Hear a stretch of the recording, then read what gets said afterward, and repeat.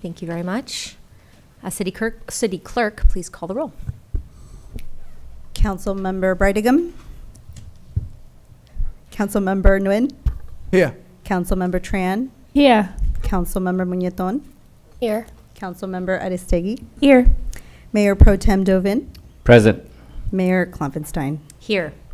It's great to see a full house this evening. We're going to start with our invocation led by our Assistant City Manager, Matt West, and then we will have the Pledge of Allegiance by Councilmember Yesenia Muñetón.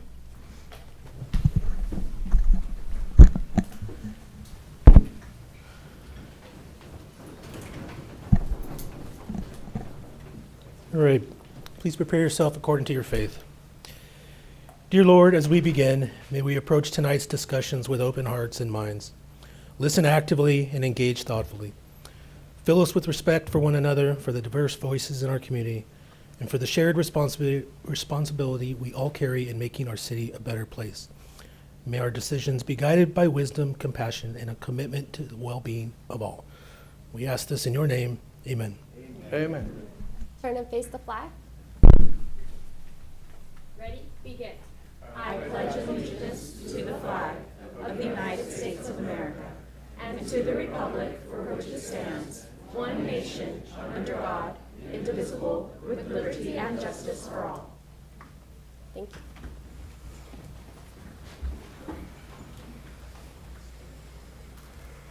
Bless you.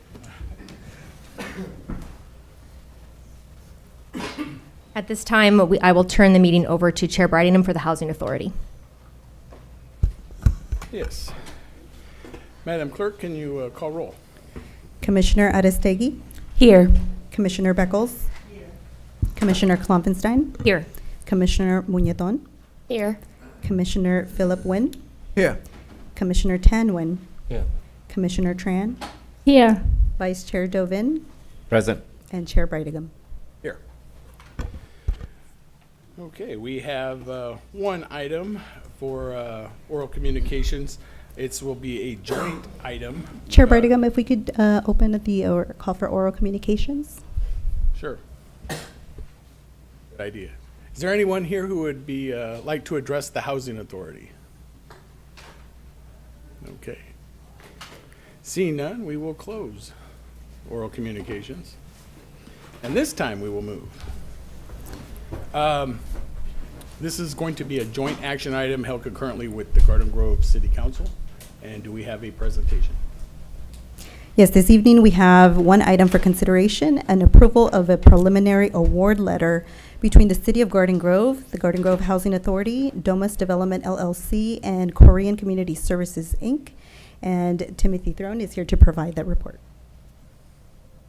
Good evening, Chairman and Commissioners. The joint action item before you is to consider approval of the preliminary award letter between the City, Garden Grove Housing Authority, Domus Development, and Korean Community Services. The award letter provides the developer a commitment of housing funds and project-based vouchers for the construction of an 81-unit senior affordable housing development at St. Anselm's Episcopal Church. So back in December 2023, the city issued an RFP for the development of affordable and permanent supportive housing. Domus Development and Korean Community Services submitted a proposal in response to this RFP and was selected to move forward to negotiations since the project demonstrated the best leverage of city resources. They were able to leverage $2.5 million in Orange County Housing Finance Trust funds, as well as $2.5 million in CalOptima funding. So discussions regarding the proposed project experienced delays in 2024 due to the cancellation of the state's multifamily housing supernova, which postponed the developer's ability to pursue critical financing. Negotiations with the developer resurfaced in December 2024 when HCD released the 2025 housing supernova. The deadline for this NOFA is April 15th. So a little history about the St. Anselm's Church. So back in 1977, the St. Anselm's Immigrant and Refugee Community Center was developed, which played a key role in the resettlement of Vietnamese refugees after the war. And the community center ultimately provided English classes and other services to Vietnamese refugees who had settled in Garden Grove. The center also provided job training, counseling, and other assistance, and quickly became a vital resource for thousands of refugees and immigrants in Orange County. Moving on to the project at hand, the proposed St. Anselm Senior Apartments project is an 81-unit affordable rental housing development that will be located at 9473 Larson Avenue and adjacent parcels in Garden Grove's Koreatown. The location is in close proximity to transit services and community amenities, making it ideal for senior housing.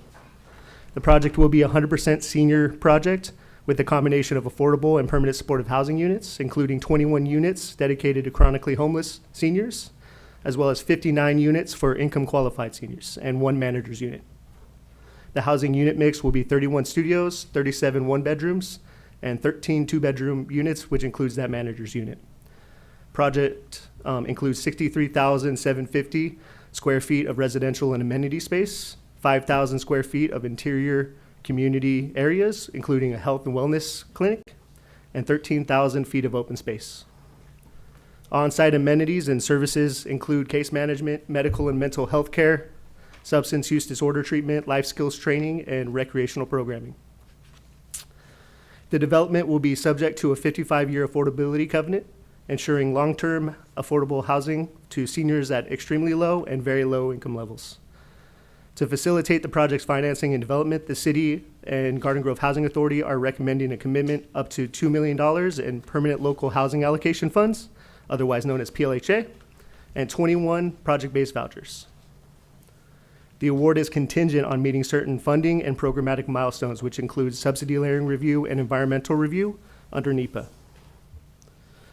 The developer proposes to leverage this local commitment as a critical component of its competitive application to multiple state funding sources, including $16.9 million through the 2025 HCD Housing Supernova Round 3, 4% tax credits from TCAC, and tax-exempt bonds from SIDLAC.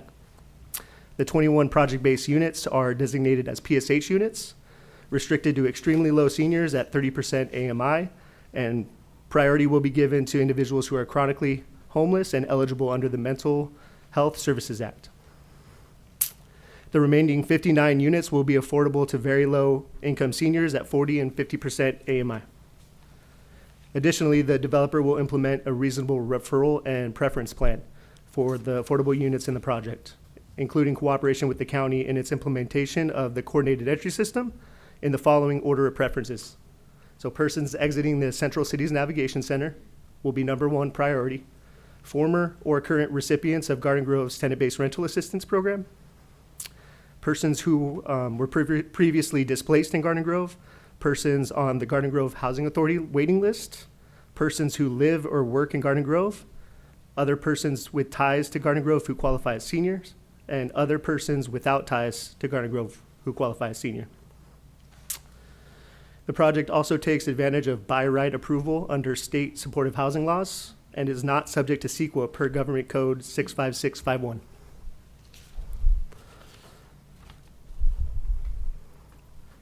The proposed unit mix and supportive services are aligned with local and regional priorities to combat homelessness, expand affordable housing, and serve aging populations with dignity. A robust service plan led by Korean Community Services will ensure wraparound services and ongoing support for residents' physical and mental well-being, financial stability, and quality of life.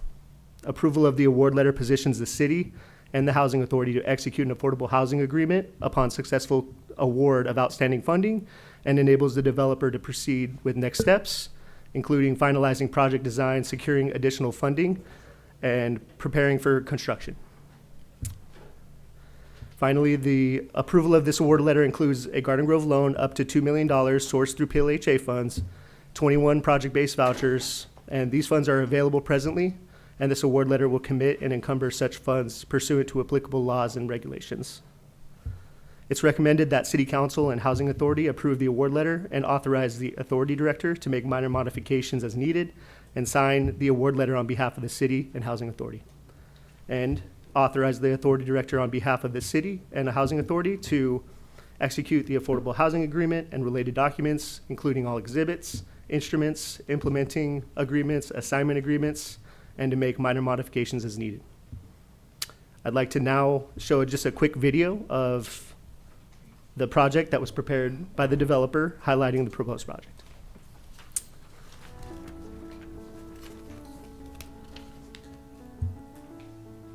For over 50 years, St. Anselm's has stood as a beacon of hope in Garden Grove, a place of refuge, service, and community for those in need. But today, this historic site is at risk. Time has worn it down, and without action, we'll lose a cornerstone of our city. St. Anselm's has always served the most vulnerable people from all walks of life, reflecting Garden Grove's rich diversity. Now it's ready for its next chapter, a healthy living campus where low-income residents can find stable homes and wellness support, all while preserving the church's legacy. This isn't just a project, it's a reinvestment in a site that served thousands, ensuring it remains a sanctuary for generations. Join us in building a stronger, more inclusive Garden Grove for all.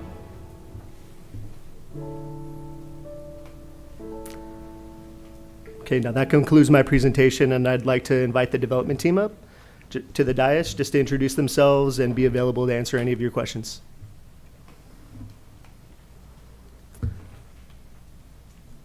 So we have Maurice Ramirez from Domus Development and Ellen On from Korean Community Services here.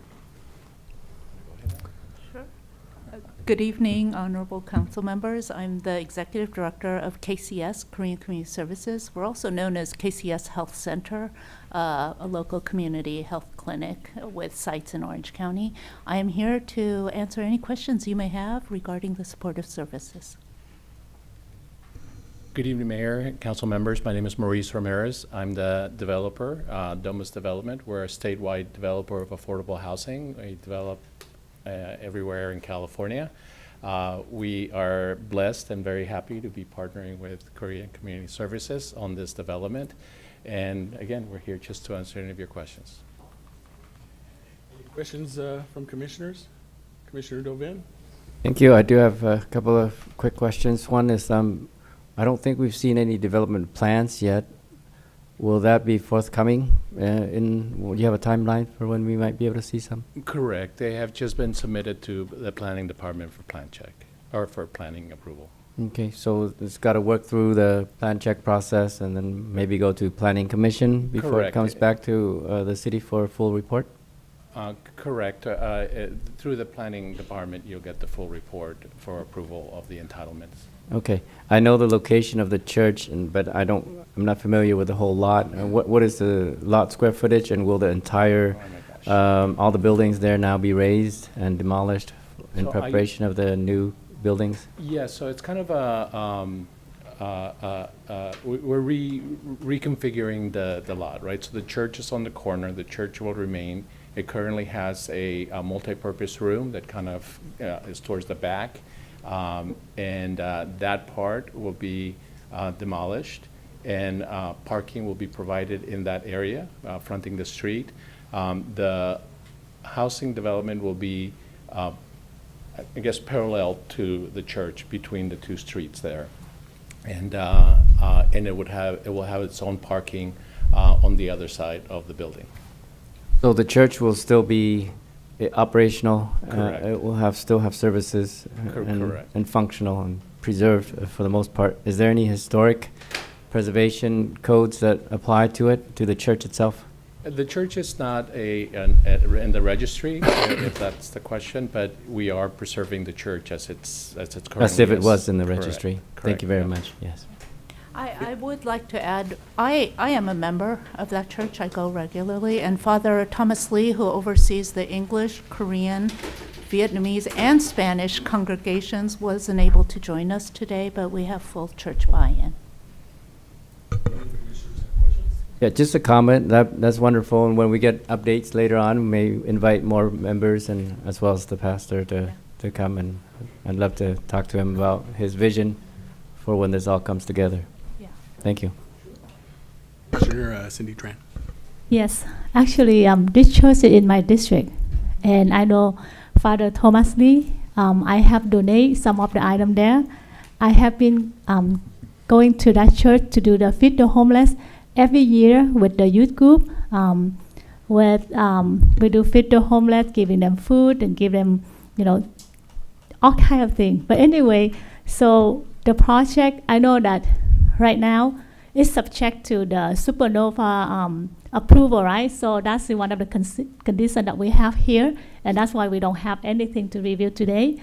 But I want to say a couple notes. So first is, I love how you have it to combat the homeless situation. I heard many people asking us about that. What are we, what are you guys doing, and things like that. We have many projects, many different things, but this is an example for the resident out there. Not just, you have 21 units for the homeless, senior homeless, right?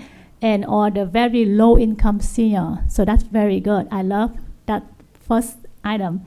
And then second thing is that location, as you see in the movie, it's kind of running down because the church has been there for so long. And with the history that it helped the vulnerable or the refugee in the past, especially for Vietnamese community, this is the 50-year anniversary for the Black April. So thank you for doing this. And I think we're gonna get more information in terms of with the detail when we get further down. But at this point, so I just want to say thank you so much for doing that and to do a project for the senior homeless. So thank you.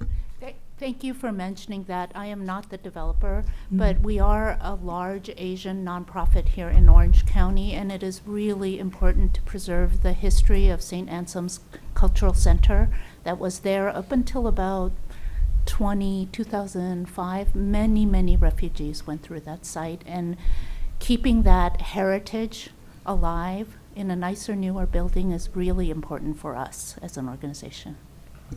If I can just say, also add that if it wasn't for our relationship with Korea Community Services and their ability to provide the services that will be needed by the residents, future residents of the building, the project would not be able to work.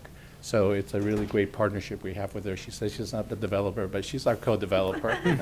So I do also want to mention, KCS has very strong relationships with the Vietnamese organizations in this county. There are many nonprofits, and we partner on several initiatives, and hopefully the social service space, the 5,000 square feet, will be able to house and will collaborate on some of those projects to serve the senior homeless population. So thank you. Philip Wynn? Yes. I would like to have a chance to compliment the developer because I have a chance to visit the area right behind the church.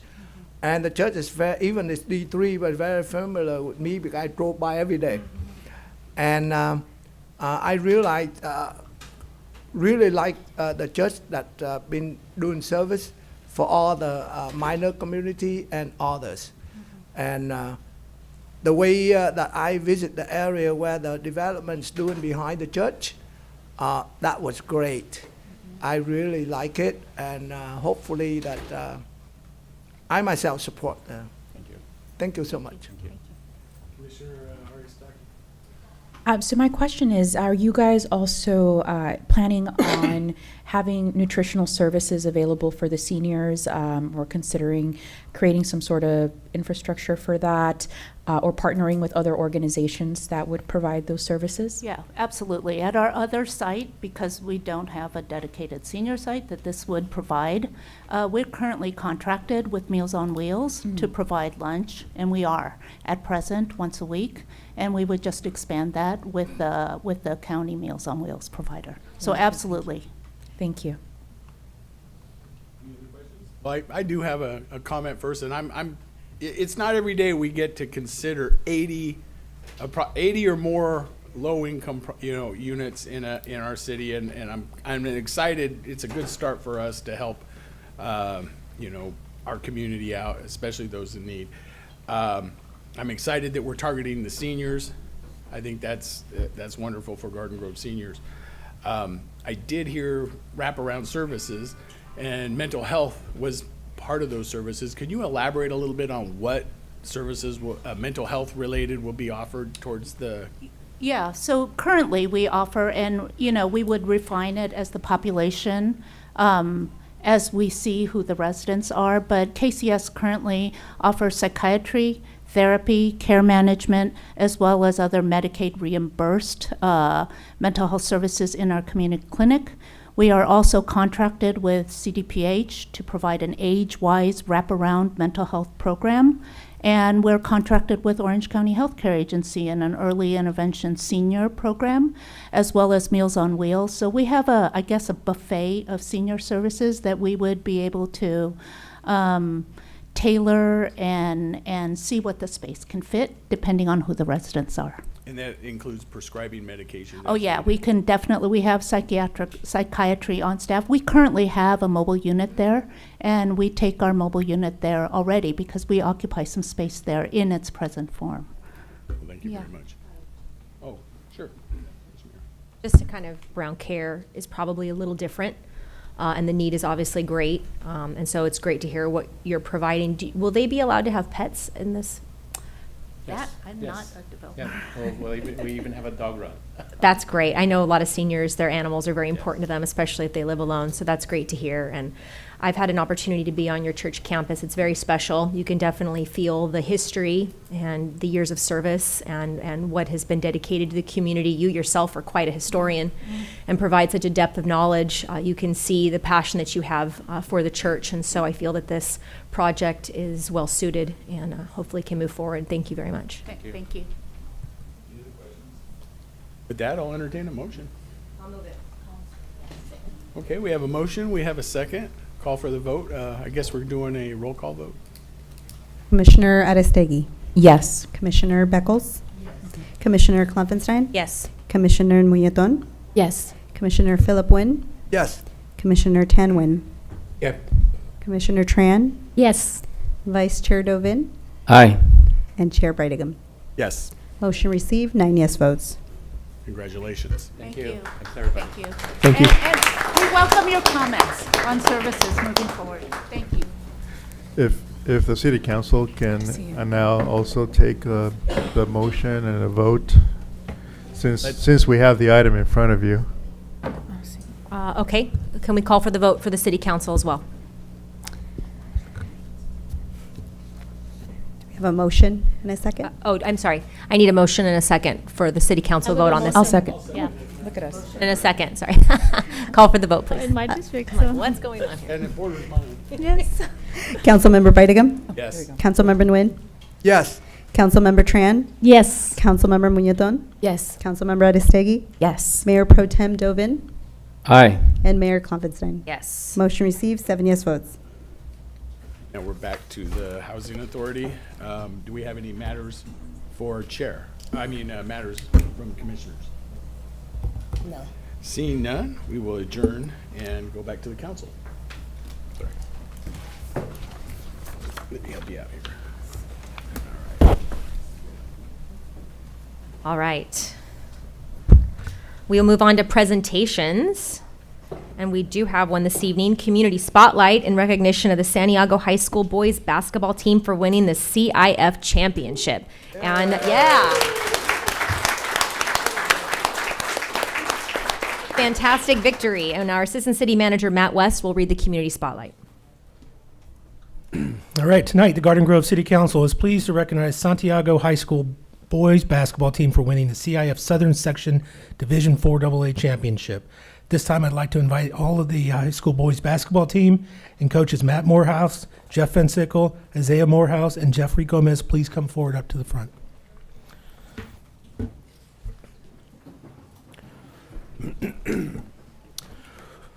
For the past 8 years, the Santiago High School boys basketball team has consistently showcased their talent. In addition to never losing a single season, they've earned 5 league titles. Year after year, the team has represented their school and the Garden Grove Unified School District with heart, determination, and a winning record. This season, the Cavaliers made their mark by earning the first CIF title in the school's basketball history. Since their last semifinal appearance in 1970, Santiago High School made their very first trip to the CIF SS Division IV AA championship and won against Ramona High School 64-49. This victory is a testament to the hard work and dedication of the players, coaches, and community. As the team shared, they are honored to take part and represent this incredible city. Several members of the team also received special individual recognition. Jordan De La Mora was named the Division 4AA Player of the Year, while Jaden Baudet earned second team All-CIF's honors. Head coach Matt Morehouse was also recognized as Division 4AA Coach of the Year. Coach Morehouse expressed his gratitude this season by saying it was a collective effort made possible by the dedication of the team, families, staff, and supporters who stood by the team every step of the way. The city couldn't be prouder of these young athletes and their coaching staff for their dedication, teamwork, and perseverance. At this time, the mayor and city council would like to present the Santiago High School boys basketball team and coaches with certificates of recognition of their historic CIF Southern Section Division 4AA championship win. 2, Jaden Baudet, Anthony Bermudez, Diego Bracamonte, Nathan Cortez, Jordan De La Mora, Gerald Guidry II, Javier Landeros, Sang Pham, Matthew Ramirez, Noah Torres, Ruben Vargas, head coach Matt Morehouse, assistant coach Jeff Van Sickle, assistant coach Isaiah Morehouse, and assistant coach Jeffrey Gomez. Congratulations. We wish you continued success in your future endeavors on and off the court. We would now like to welcome up GGUS Board Trustee Walter Munitin to the podium to share a few words first. Trustee Munitin, if you could come up just for a moment. I can't see anybody, so you're going to have to do this yourself.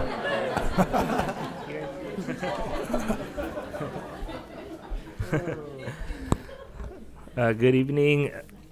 With me I have Trustee Bob Harden and our wonderful principal, Christina, over at Santiago High School.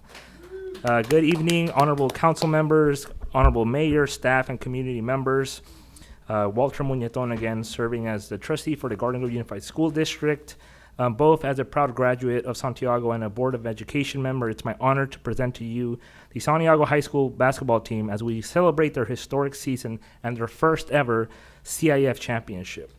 This program has always fostered hard work, determination, and excellence. Under the leadership of dedicated coaches and staff, Santiago High School basketball players have played hard and put it all on the court to capture the league championship 5 times. This season, however, has been nothing short of extraordinary. Santiago boys basketball team has secured their first ever CIF championship. It's an achievement that will be remembered for generations to come. This championship is a testament to the Cavalier community and their relentless commitment to excellence. I couldn't be prouder of the team, our community, and our coaches. And speaking about our coaches, I also want to highlight that Coach Matt Morehouse, as we heard, was named Coach of the Year by CIF Southern Section. So we're totally happy to have him here in our Santiago community. We look forward to continuing this winning tradition and bringing even more pride to our city in the years to come. No pressure, Coach. Congratulations, Cavaliers. You should be proud of the hard work, grit, and athleticism that you led to this exciting accomplishment. We encourage you to embrace your future with the same level of determination and passion. Thank you to the City Council. Thank you to the Mayor for recognizing and showing our support for the achievement of these hardworking athletes that you see behind me. So thank you.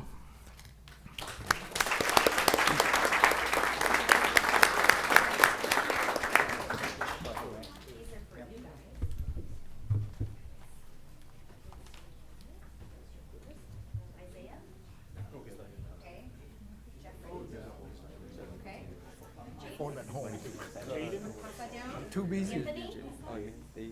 Diego? Nathan? Jordan? As you get them, come on in. You can send it to me. Hey, Here. once you get your Just thing, send them on come down. in. Saying. Once you get your certificate, come in. Matthew. Pass that down. Noah and Ruben. Awesome. All right, guys. Oh my God, I don't know.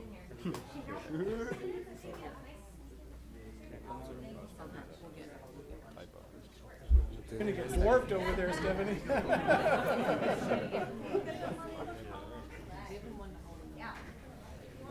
Xavier. Have to get some more in here. Yeah.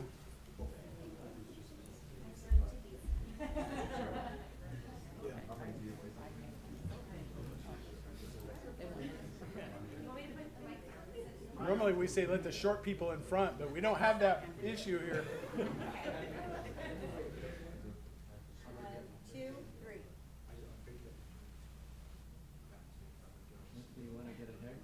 Congratulations,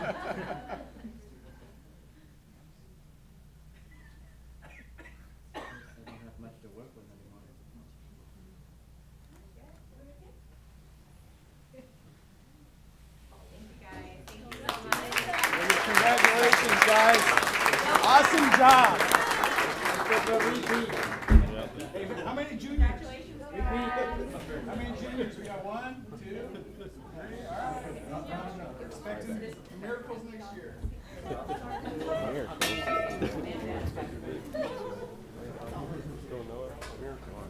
Can you give me the picture later?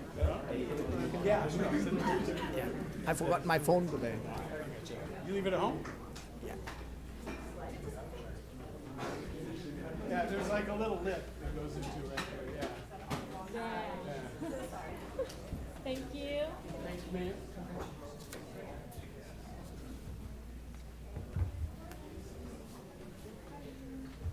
Just going to let everybody clear out for just a second, and then we'll move on to oral communication.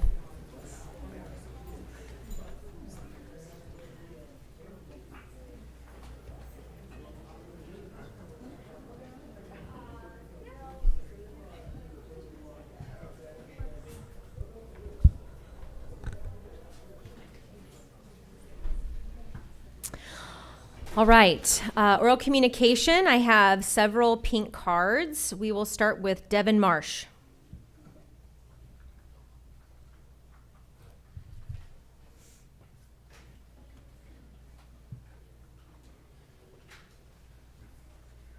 Good evening, council. I come before the council in a few matters.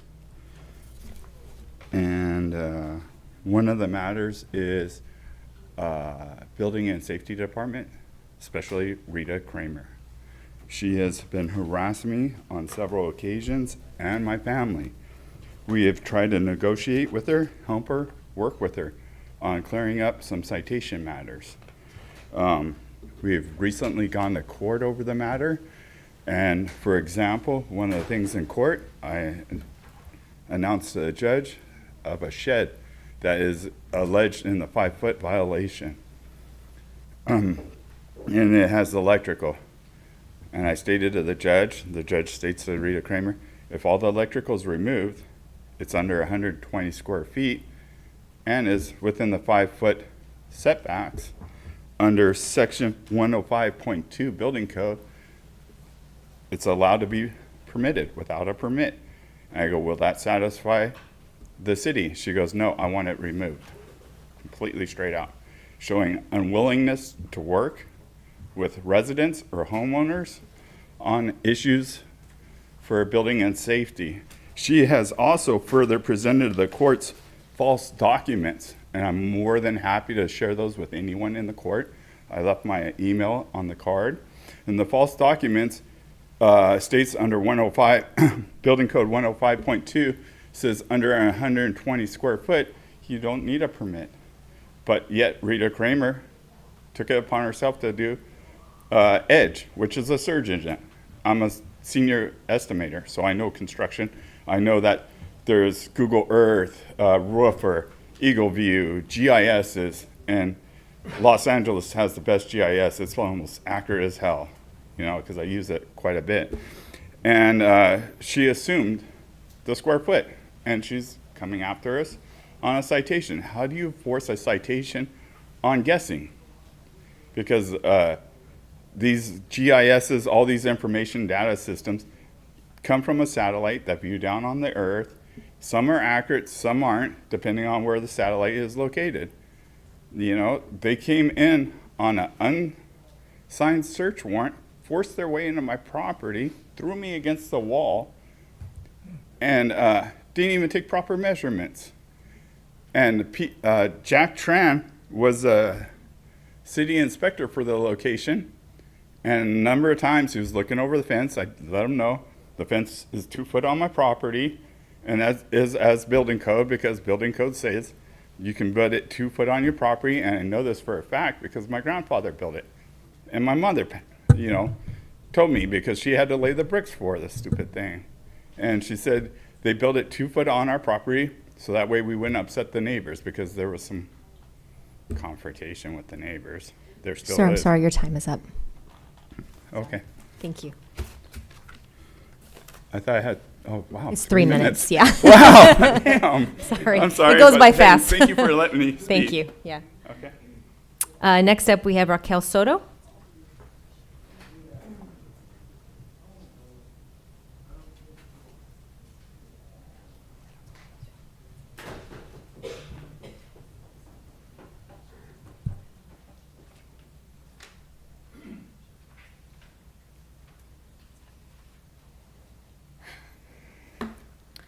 Good evening.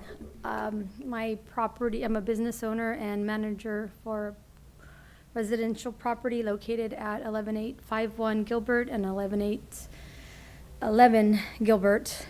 We have a big issue with the homeless population that enter the riverbed, and we've been here several times in regards to this issue.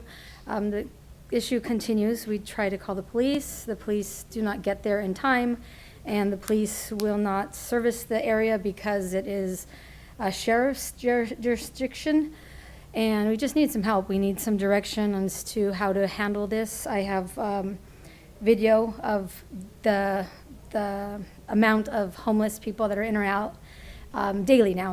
Now my safety, I feel like I'm scared to conduct business. Now this is not only at 2 o'clock in the morning, this is now at 7 o'clock in the morning, this is 2 o'clock in the afternoon. The riffraff is just really out of hand, and just would really like some direction from anybody, on how to handle this. We've called the police, and they encourage us to call when it's happening, but when they get there, it's done. And if I call when it's over, then they will not do anything because the situation's already occurred and they can't do anything. So kind of like hands are tied, and we understand that this is an ongoing issue. We understand the homeless situation, but just want to keep being in your ear and keep letting you know that the issue is persistent. They're tearing down the wall, the retaining wall now, and making it easier to come in and out of this riverbed that has, it's probably like a 10-foot climb. They're coming up within 30 seconds. They're fast. They're drop-in bikes, all kinds of different stuff, and it's all day. All day, I have videos of it. So if you guys want video, I have it. This past Sunday night, Monday morning, they were blasting music, 2 o'clock, 3 o'clock in the morning. They were having a party. And, there's residents here, and it's just an ongoing issue. So any direction on how to take care of this would be wonderfully appreciated. Thank you. We'll make sure to have someone reach out to you. Sorry, we can't have a back and forth during oral. I appreciate it. Thank you. Kyle Mason.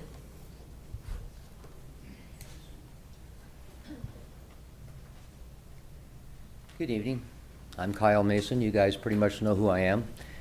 Raquel just told you about that wall. Well, here's a picture of it with the blocks being taken out of the wall so they can come up and down the riverbed. They're living underneath that bridge where the room is. I myself have already pulled a dead body out of there. I've been requesting for 2 years now for you guys to put a steel door down there to stop the people from going down there. And she's right. By the time we do call the police, by the time they get there, it's all said and done and they're gone. I called them just about a week ago about the women's club. There were 9 people over in the cell phone towers. I waited there 2 hours. Nobody showed up. What does it take to help? I mean, I'm part of the neighborhood watch. We'd like to get a little bit safer and maybe a little bit. I noticed that yesterday, the day before, I've never seen so many squad cars in our area. So they knew the meeting was coming up, and that's why a few people told me that's why they're, Hyde Park, the whole area, the library. Apparently they raided a bunch of people and stuff, so why don't you stay there and keep bringing the officers around so it's a little bit more safer? And please get those people out of the riverbed. I have so many pictures of people going through this whole riverbed area. It is unreal. And this lady's feeding her son, who supposedly lives down there. His name is Junior. And yet she's threatened my life. She said if she sees a squad car in any area, she's going to take my life out. I made that comment before. Nobody's ever done anything. I know one thing. we are going to start taking things into our own hands and start doing things our own selves. I've been requesting it now again for over 2 years. I hope something's going to get done soon before I do. Thank you. Maureen Blackman.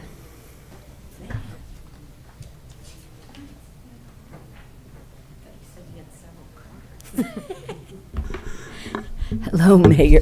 Whoa. What's happening here? Hello, Mayor, City Council, and staff. I'm here to invite the community to a fantastic opportunity to learn more about the efforts Garden Grove is doing to tend to the needs and the responsibilities of our city's homeless dilemma. On par with these other comments, at the March 11th City Council meeting, the city's strategic plan to address the homelessness was spotlighted. Staff and Susan Price did a deep dive.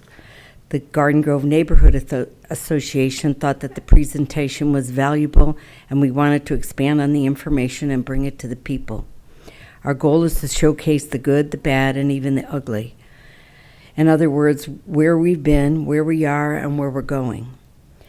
We are hosting our version of a town hall that we dub Meet on Main. The Meet on Main will be held at the Gem Theater, April 16th from 5 o'clock to 6:30.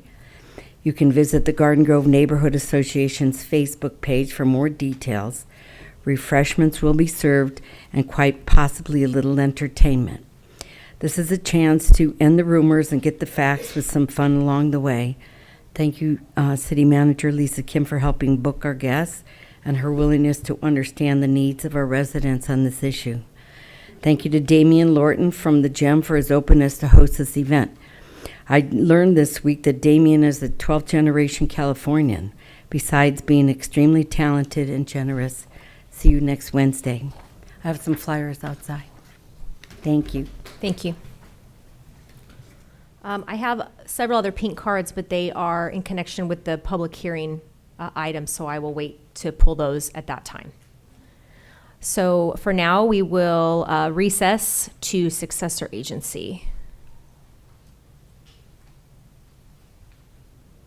And Madam Clerk, if you could call roll, please. Member Breitigam? Here. Member Tran? Here. Member Dovin? Present. Member Adestegi? Here. Member or Vice Chair Muñetón? Here. And Chair Klopfenstein? Here. We have already held our oral communication, so we will move to the consent calendar. I see one item, receive and file the minutes. Do I have a motion? Move it. Second. Motion is second. Please call for the vote.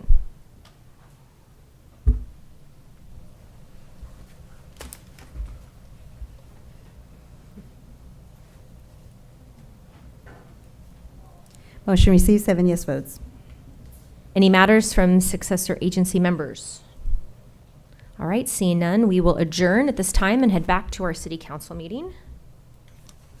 And that takes us on to the consent calendar. All these items can be acted on simultaneously unless any of my colleagues wish to pull an item. Otherwise, I'll entertain a motion.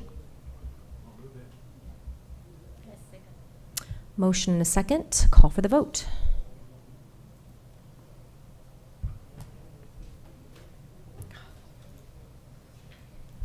Motion received, 7 yes votes. All right, at this time, we will move on to our public hearing, number 10. Yes, this evening we do have a public hearing. It's a request to develop a 26-unit residential townhome project on a portion of approximately 3.025 acre site developed with a parking lot of a religious facility at 5802 Santa Catalina Avenue. And these will have adoptions of resolutions for mitigated negative declaration, mitigated and mitigation monitoring and reporting program, general plan amendment number GPA-001-2025, tentative parcel map number PM 2024-124, site plan number SP-150-2025, tentative tract map number TT196336, variance number V045-2025, and conditional use permit CUP 119-60 revised 2025. And we also have the introduction and first reading of an ordinance approving a zoning map amendment number A-041-2025 with the ordinance entitled, An Ordinance of the City Council of the City of Garden Grove approving zoning map number A-041-2025 to amend the city's official zoning map to change the zoning of a 1.73 acre portion of the parcel located on the south side of Santa Catalina Avenue, northwest of Santa Barbara Avenue, between Valley View Street and St. Mark Street, at 5082 Santa Catalina Avenue, assessor's parcel number 224-212-01, from R1 Single Family Residential to R3 Multiple Family Residential zone to facilitate the development of a 26-unit residential attached townhome project on the project site. And Community Development Director Nikki Wetzel is here to introduce the item.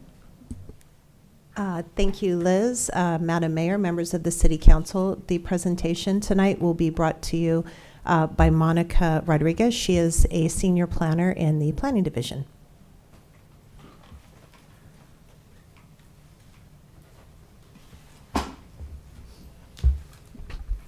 So good evening, Mayor and members of the City Council.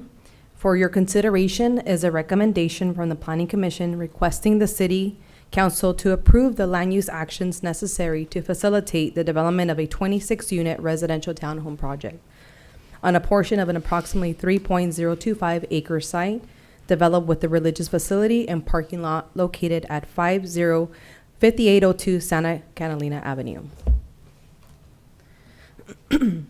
The subject site currently consists of a general plan land use designation of low density residential. A general plan amendment is requested to change the land use designation of a 1.73 acre portion of the subject site to medium density residential to facilitate the development of the proposed multifamily development. The site is currently zoned R1 single family residential. The requested zone change to R3 multifamily residential of a 1.73 acre portion of the subject site is necessary to implement the new general plan land use designation and to facilitate the development. In order to facilitate the construction of the 26 townhomes, the applicant is requesting to subdivide the existing 3.025 acre parcel lot into 2 lots. The new 1.73 acre parcel will be developed with 26 two-story townhomes, and the remaining 1.29 acre parcel will remain unchanged with the religious facility and a two-story ancillary building. The existing one-story storage building and rear portion of the existing parking lot, highlighted in blue, will be demolished to facilitate the residential development. Each lot will comply with the minimum lot size requirements of the municipal code, including the requirement for the religious facility to have a minimum lot size of 1 acre and the residential lot to maintain a minimum lot size of 7,200 square feet. A tentative tract map approval is necessary to create a 1-lot subdivision for the purpose of selling each townhome as a condominium. The proposed tentative tract map is in conformance with the zoning requirements for the site, as well as the city's subdivision ordinance and the state subdivision map act. The applicant proposes to construct a total of 26 attached 2-story townhome units, ranging in size from 1,223 to 1,745 square feet, and each unit designed with a 2-car garage. The project includes 28 guest parking spaces. The site will be accessible from Santa Barbara Avenue to the east. 3 30-foot wide driveways will be provided for vehicular access. Also, the project will provide a combined square footage of 10,491 square feet of private and common open space equipped with different types of amenities, serving the residents of the development, such as a barbecue, outdoor furniture, community gardens, an outdoor yoga lawn area, and outdoor gym equipment. The unit breakdown of the townhome development will include 3 types of floor plans consisting of 8 2-bedroom units, 10 3-bedroom units, and 8 4-bedroom units. The proposed townhomes will be 2 stories in height and will incorporate a craftsman architectural style. The building design includes stucco exteriors, shingle roof, board and batten siding, decorative corbels, and a gable roof, which are common characteristics found in this type of architecture. The design incorporates varying roof lines, different materials and architecture exterior features to break down the overall building massing and provide further architectural articulation. The building elevations portray a white, gray, and green color scheme, which will be complementary and architecturally compatible with the immediate neighborhood. The religious facility has been operating under a conditional use permit since 1961. The remaining 1.29 acre parcel will remain unchanged with the exception of the parking that will be impacted as part of the subdivision. The parking lot will be restriped and new landscaping will be installed throughout the parking lot. The religious facility continues to meet the requirements of the municipal code with the exception of the 25-foot main building setback required when there's a common property line with an R-zone property. The applicant is requesting a waiver to deviate from the 25-foot building setback created by the proposed subdivision and provide a 13-foot 6-inch setback on the southerly portion of the 1.29 acre site.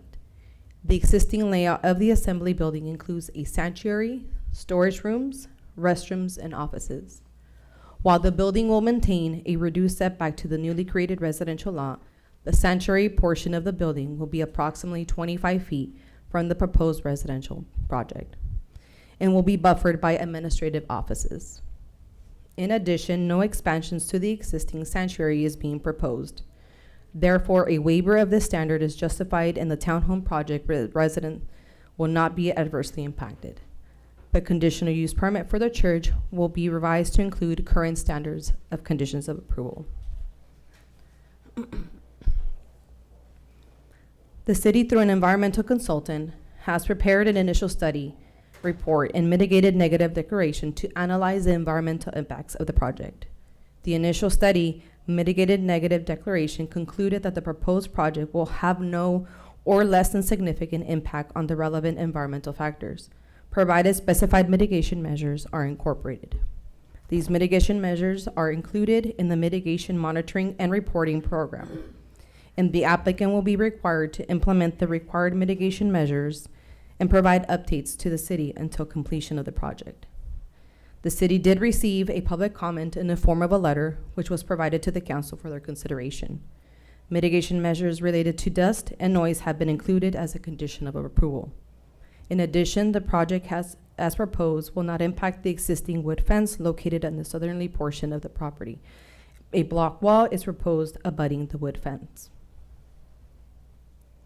It is recommended that the City Council conduct a public hearing, adopt the resolution adopting a mitigated negative declaration and associated mitigation monitoring and reporting program for the project, adopt the resolution approving general plan amendment, introduce and conduct the first reading of an ordinance approving zoning amendment number A-041, 2025, adopt the resolution approving site plan SP-150, 2025, tentative track map, and a variance, subject to the recommended conditions of approval, and adopt the resolution approving a conditional use permit, subject to the recommended conditions of approval. This concludes my presentation. Staff is available for questions. Thank you very much for the report. So at this time, colleagues, if you have any specific questions for staff, this is when we would ask those before I open the public hearing. Yes. So a couple of the conditions apparently address the letter that we received, I think it was yesterday, or we received it yesterday. You probably got it earlier. Yeah. So I guess the concern with the neighbor to the south was the fence being encroached upon and the dust from the construction. Correct. Can you tell me what specifically the conditions are in there that are addressing them and what they are? So yeah, so we can refer to the conditions of approval under the site plan review. Those are conditions number 73, which state the construction hours that would be abided to, so which is Monday through Friday, not before 7 a.m. and not after 5 p.m. Also to the construction activities will be adhered, which is condition number 74. of the site plan. They would have to adhere with fugitive dust and includes minimizing the type of power tools that are used during the construction. I'm assuming that's the typical water truck spraying water. so it Correct. Takes the dust out of the air, basically. Correct. Okay, and how about the fence on the south part? What was the decision on that? So I will let the applicant kind of relay a little bit on that topic, but the wood fence that is currently existing for the fourplex development, that will remain. So the new proposed block wall that the applicant is proposing to build will abut the existing wood So it'll be fence. So it behind wouldn't it. be removed. Okay, so their fence isn't in danger. Correct. Okay, thank you. Any other questions? All right, at this time, we will go ahead and open the public hearing. I do have several cards. First, Elizabeth Hansberg.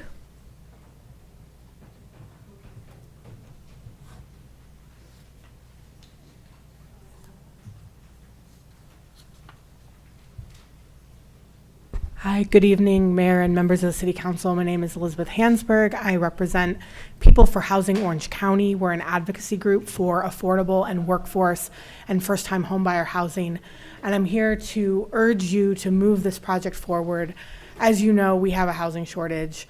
Young people have not been able to buy homes in their 30s. People are later in their 30s and even in their 40s because we don't have enough entry-level home ownership opportunities. And when young people are looking to buy their first home, they usually are looking at townhomes or condos. The days of folks buying a single-family home as their first housing unit or first home ownership opportunity, I'm afraid that those days have passed. And we don't even tend to build new housing in the way that we used to because we are landlocked. Most of our land has been built upon.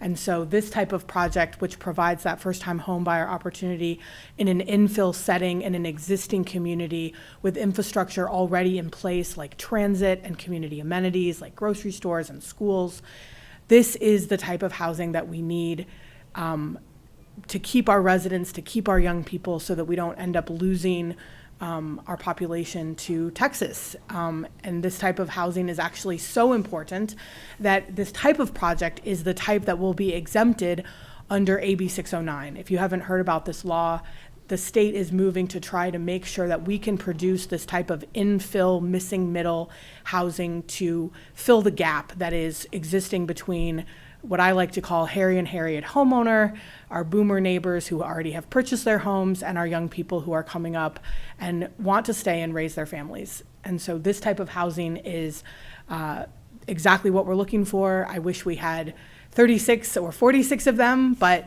26 is more than we have right now, and certainly a much better use than a derelict, crumbling parking lot. And the fact that our faith community is supportive of being able to continue their good work just makes icing on the cake. So just want to urge you to move it forward, much needed, and thank you for your time. Thank you. Next will be Spencer and Tricia Adamson.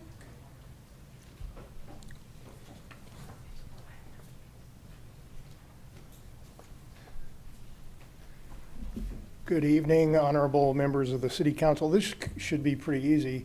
I'm Spencer Adamson. This is my wife, Tricia Adamson. We're the owners of 11851 Bailey Street. That was the property that you've been discussing as the one adjoining the new development property. And I think you've addressed our concerns. We simply didn't want to have the wall encroaching upon our existing property, so we chose and communicated with Brandywine Homes that we'd prefer to just leave the fence in place, not have any impact to our existing residents there. And it sounds like that's been accomplished. And we trusted that you would have mitigation factors in place for the dust and the noise. You know, we're very concerned about our residents and the impact that it's going to have on them, and hopefully they'll endure the construction phase, because we're not opposed to this project at all. We're actually think it'll be a fine addition to the neighborhood. So, yeah, I actually agree in some ways with Elizabeth. We've actually been doing this for about 40 years, and Sadly, California housing is extremely expensive, and we actually provide housing for a lot of people that it's below the cost of housing. And we're kind of looking forward to it because it allows us to do an upgrade too to the fence once they're done, actually.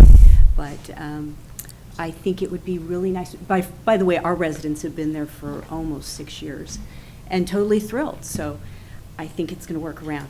Great. Thank you. Thank you. Next speaker will be Adam Wood.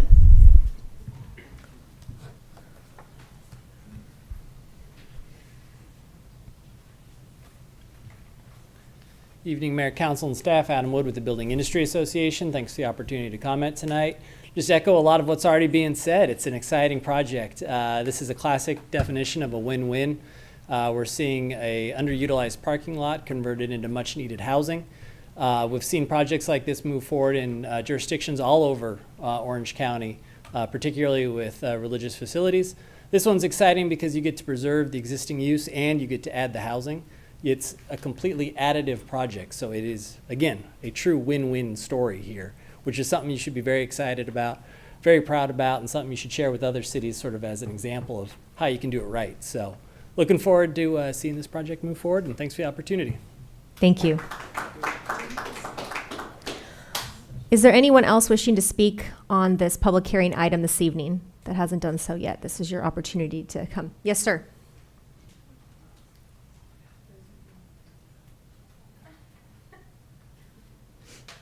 Hello. Do you need my card? Hello, Honorable Mayor and council members. Oh, I just had my notes and I got rid of them. My name is Neil. I'm the senior pastor at Grace Baptist Church. I have been privileged to be there for about 6 years, and when I first received the offer to come to the church, which I gladly did. We're natives from California. We moved away, and it's very hard to move back, by the way. But when we accepted, that's right around the time COVID hit, and the church, as when we got there, was on a decline. And it's called a sunset church, where a lot of the people are retirement age. And they're from that community, and the church has been there in that community. It's not a church that you would drive by and see because it's off the beaten path in a neighborhood. But because of that, it's been immersed in that neighborhood for years and years, well, since the 60s, as you've heard. And so with that said, we had a lot of members decide to sell their homes in that community and move to Texas, I heard someone say, and other states as well. My wife and I just lost, not to death, but to moving. 4 of our family members, all natives of the area, to Tennessee, of all places. But because of that, we were considering, well, the church is on a numerical decline, which means it's also on a financial decline, and the property was in a disarray. The back lot was never used, ever, for anything, except people coming in and spinning donuts. That's all it was used for. And so we thought, what are some creative ways that we could do this? I had been approached multiple times from developers to sell all of the property for sizable amounts of money, sizable, actually triple what Brandywine is offering. And I presented this to the church, and they said, well, we want to stay in the community.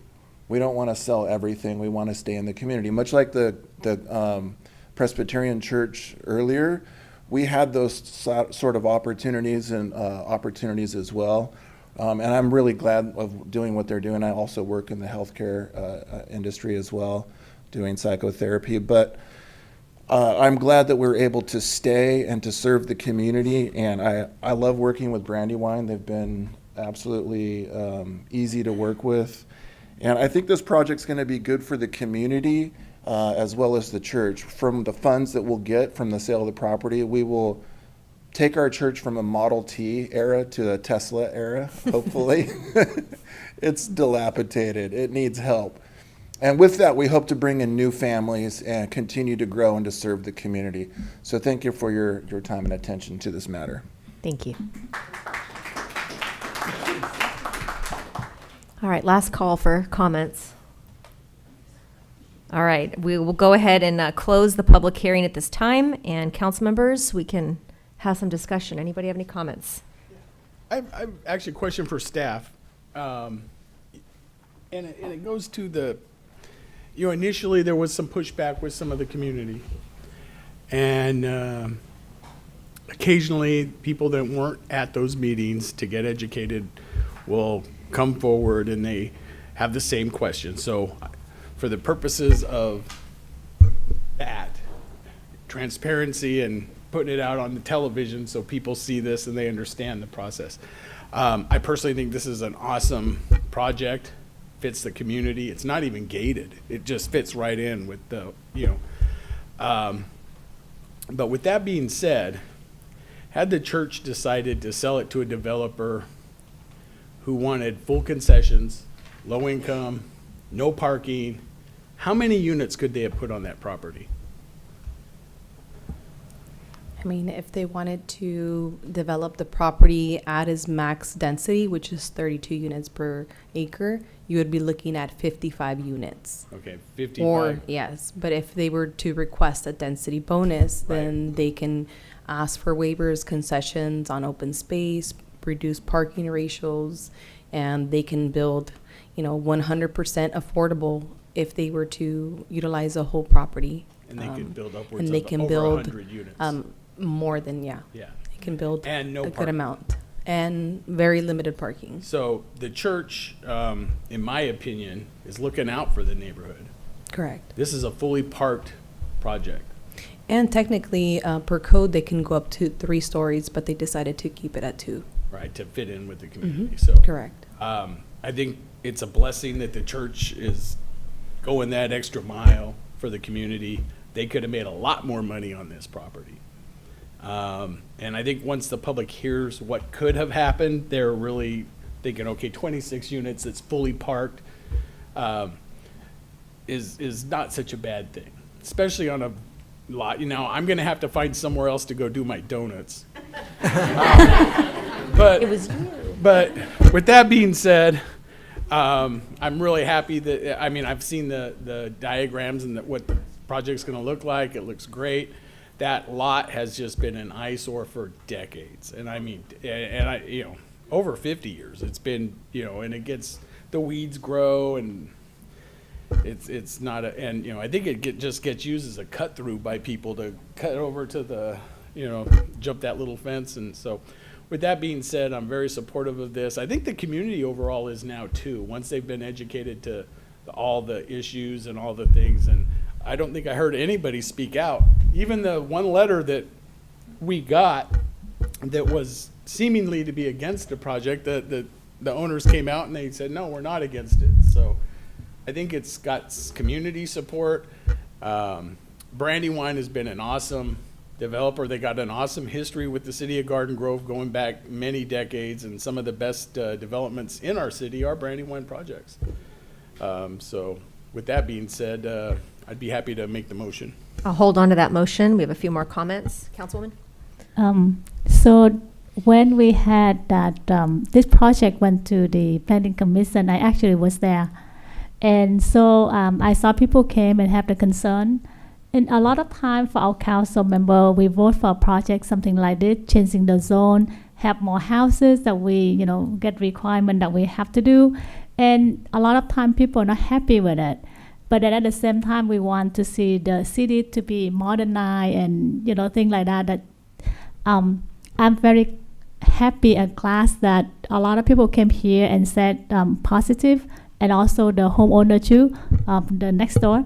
And so I just want to say thank you for coming, and that give us the feedback from the community. So when we make the vote, we feel more confident or thing that we want to hear from the resident.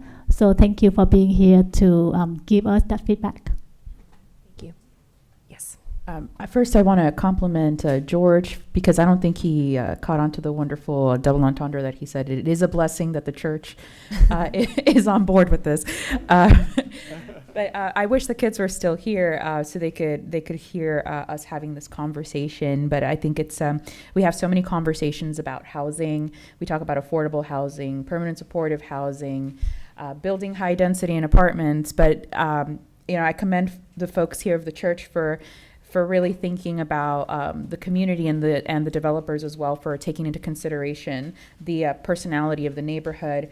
And as Ms. Hansberg said earlier, there's a huge deficit in opportunities for young people to get into housing, to be able to buy their first home.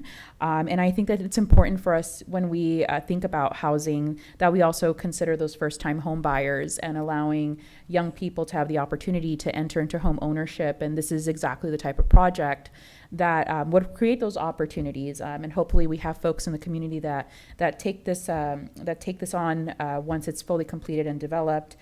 Because we want to make sure that we're diversifying really the type of housing that we're providing. So this is just an excellent example of what happens when everyone is working together and has the same goal in mind and takes everyone into consideration. So I'm really excited for this, and I hope that we see more projects like this in the future, that they carry the same type of consideration for one another and that positive spirit going forward. So thank you to all of you guys from the congregation for coming and also voicing your support. That's all. Thank you. Well, this is a great project. I think, we see a lot of our community churches, and unfortunately, for various reasons, congregations are shrinking.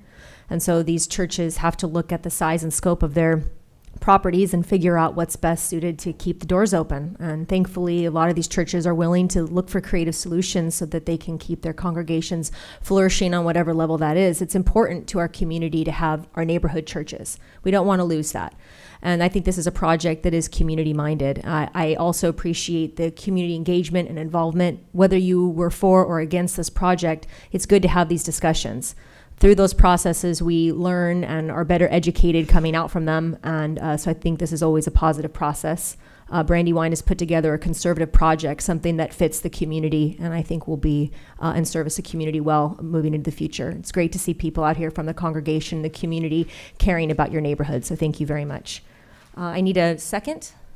Second. Okay, we have a motion and a second. Call for the vote, please.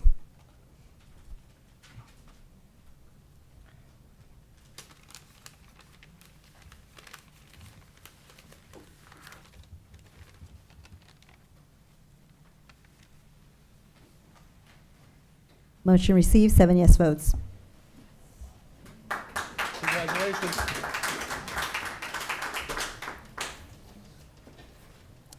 All right, we have items for consideration. This was voted on simultaneously with our housing authority, so we can move on. I'll give it just a second to give a little mass exodus here. Thank you. Ahoy, Captain.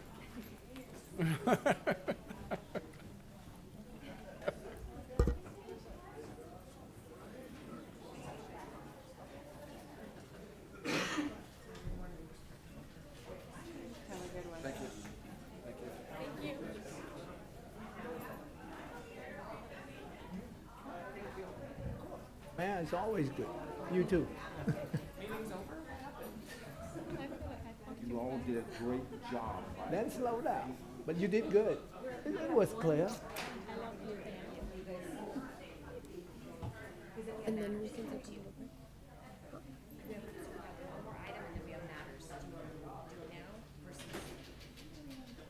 Yeah, let's get it over with. If we can take a quick restroom break. Okay, we're going to take a 5-minute recess. Thank you.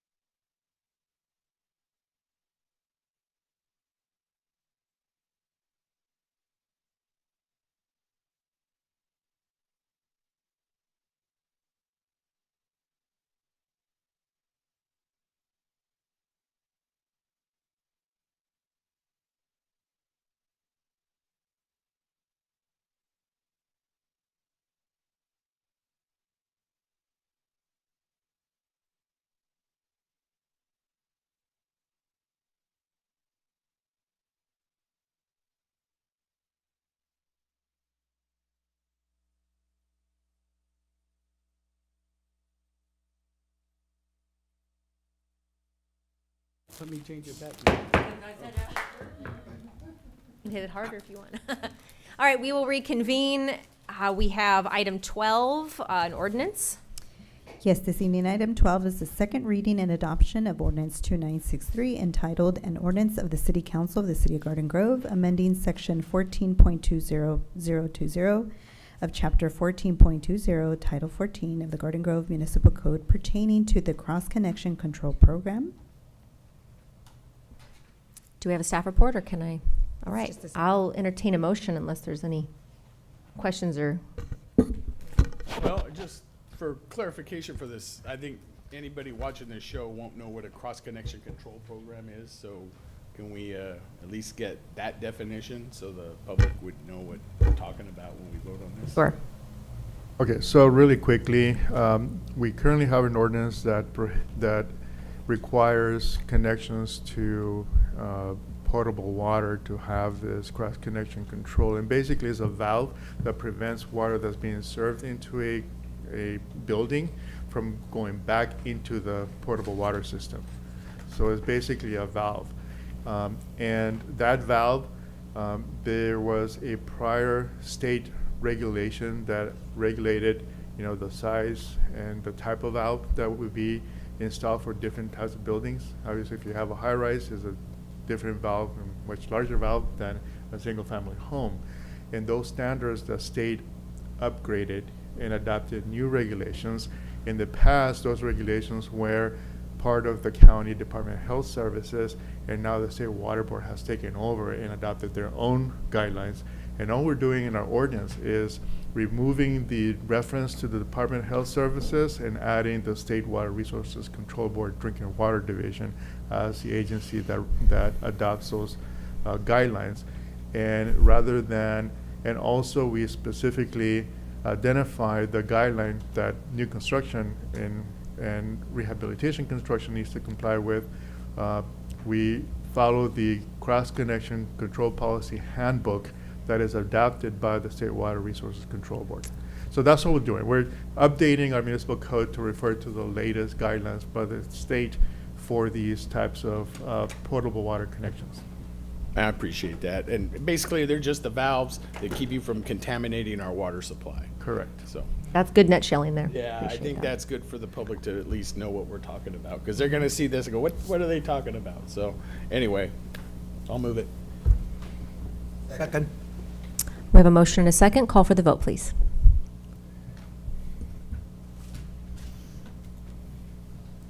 Motion received, 7 yes votes. All right, that moves us on to matters. We will start with District 1 this evening.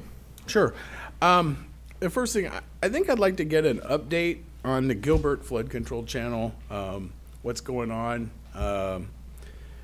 Do we need to reach out to the sheriff and have him come out personally and walk that channel so we can get some sheriffs to respond as needed? Do we need some county resources to put the steel door there that's been requested by the community? The fencing, I heard there might be some city looking into some fencing, the homeless-proof fencing stuff to go in that area. This has been ongoing over and over again, and I'd kind of like to get an update as to what the city is doing to address this constant problem. So I'm hoping that we can get that in the next meeting or two. And I do want to bring up, our city is really good in recognizing the diversity and inclusiveness. Our city celebrates every ethnicity, every religion. We're pretty good at, with our proclamations. We just did one for Black April. We have, Black History Month. We do almost everywhere. But there's one we kind of neglected, and it had come to my attention that we have kind of not hit on. The federal government has recognized it, as well as the state of California. May is Jewish American Heritage Month. I would like, I guess, there's not enough time to agendize it and vote on it prior to May. So I want to move that we would recognize the month of May as Jewish American Heritage Month and do so on a emergency exigency basis, so we can actually do it and present it to our Jewish community members, the proclamation like we do the other ones, before the month of May starts. So I'd like to do that. I'm happy to support that, Councilmember. Do we Same need to here. vote on the exigency separately, or can we do it all as one? So normally when you do a proclamation, even if it starts the first of the month, you will do it at your first meeting of that month, right? So the fact that the city council is voting to agendize it for the first meeting in May.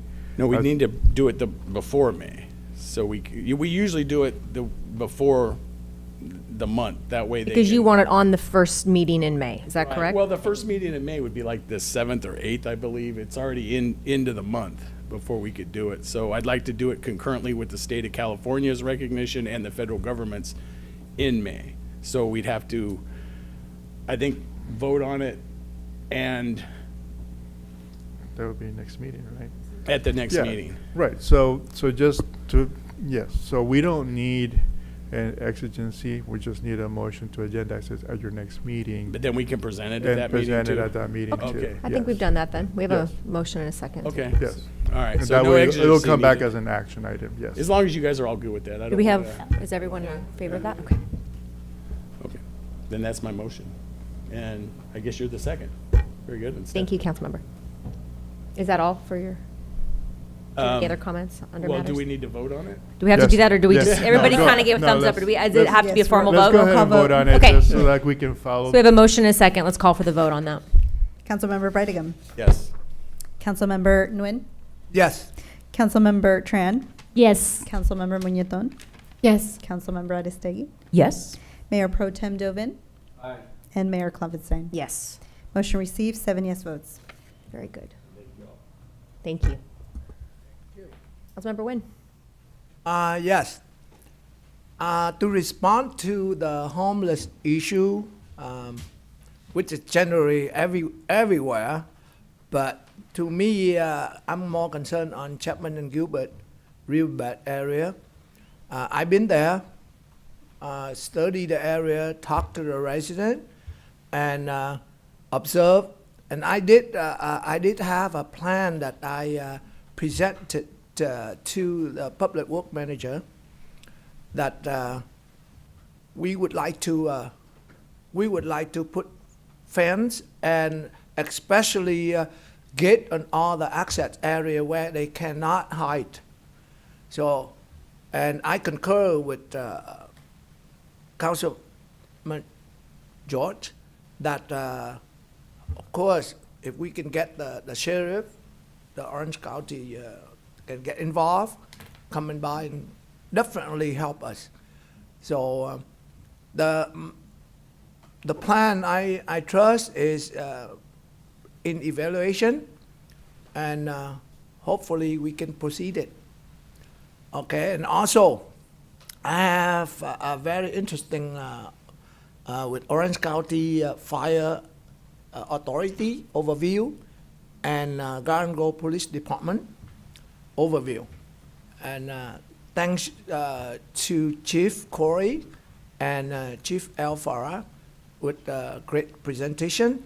I understand and appreciate the hard work our first responder doing.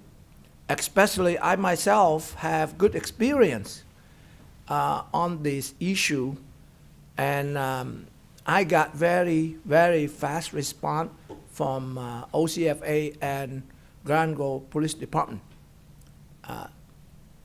Thank you, and it's my compliment to OCFA and Grand Grove Police Department, and keep up the good work. Thank you so much. Thank you. Councilwoman Tran? Before I forget, so District 3 Walk and Talk will be on April 26th, starting at 8 o'clock at Atlantic Park.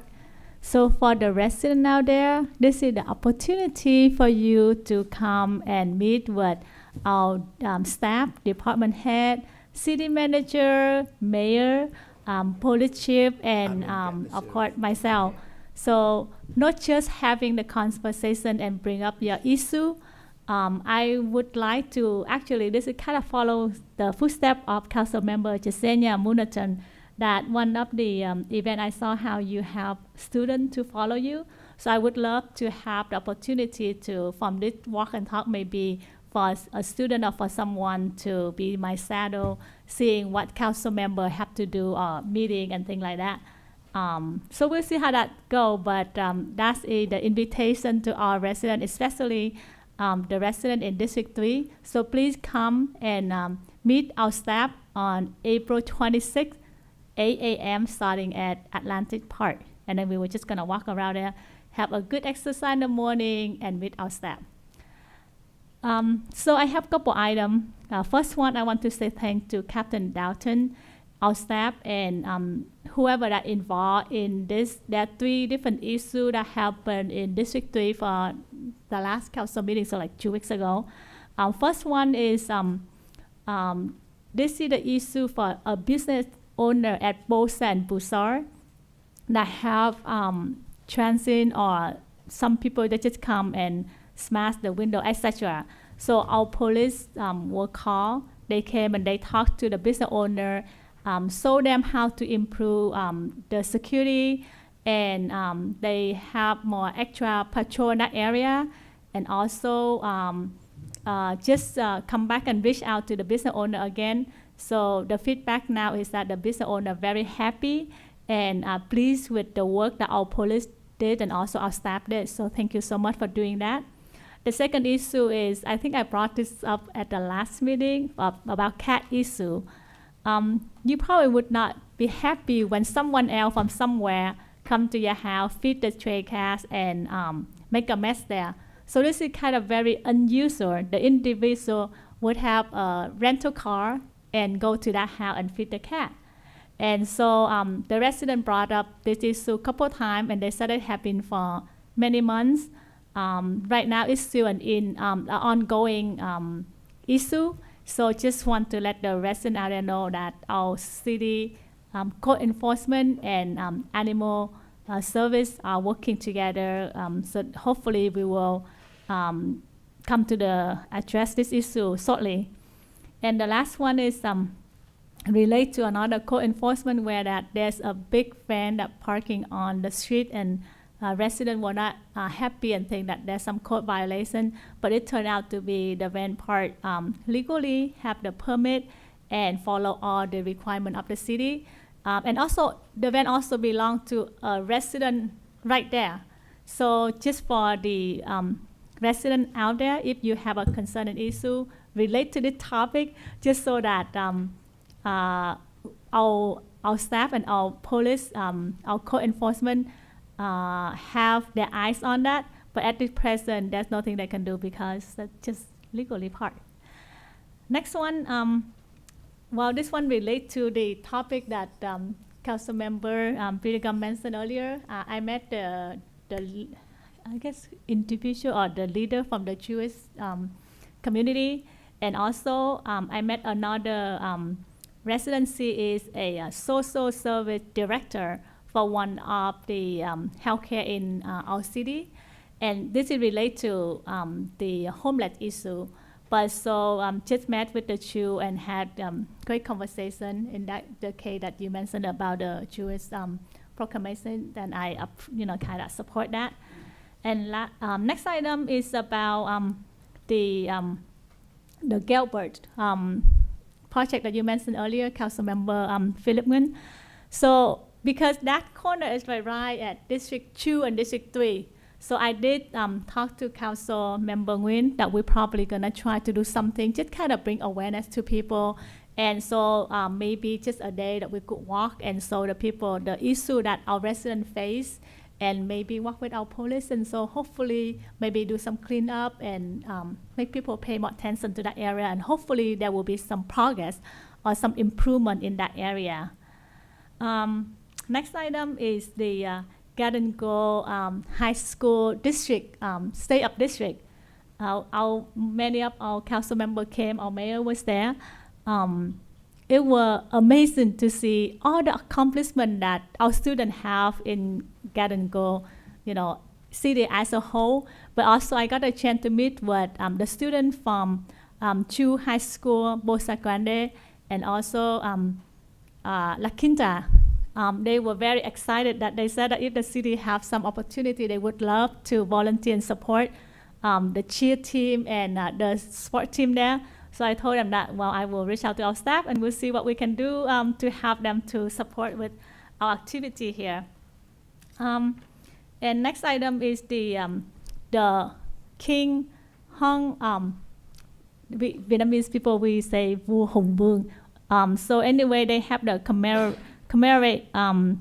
So just want to say congratulations to the group. They did an awesome job. There was so many different nonprofit groups came and they did performance and things like that to highlight and so the Vietnamese culture during dances.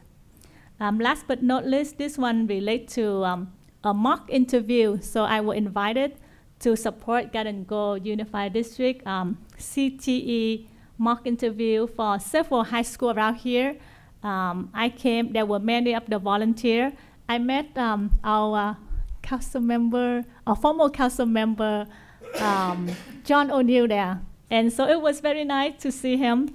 But regardless, it's just opportunity for us to see our high school students and talk to them. They were very bright. There were so many people. We have multiple rooms just because so many students that excited and want to participate in that. So that's it. I think there are a couple coming up. So if any of the council members here would like to participate and do mock interview with the student, you are welcome to do so. That's it for me. Thank you. Thank you. Mayor Pro Tem. I yield my time to my colleagues. Thank you. Councilwoman. Good evening, everyone. I just want to congratulate Santiago High School basketball team for winning their first CIF title in school history. This historic victory is a proud moment for the entire school community. A special congratulations to Coach Morehouse for his outstanding leadership and for being named CIF Southern Section Coach of the Year. I've had the honor of knowing Coach Morehouse personally for several years, and I've seen firsthand his deep dedication to the athletes and the Santiago community. This recognition is definitely well deserved. A few weeks ago, I had the pleasure of touring Carolina's Italian restaurant in District 5.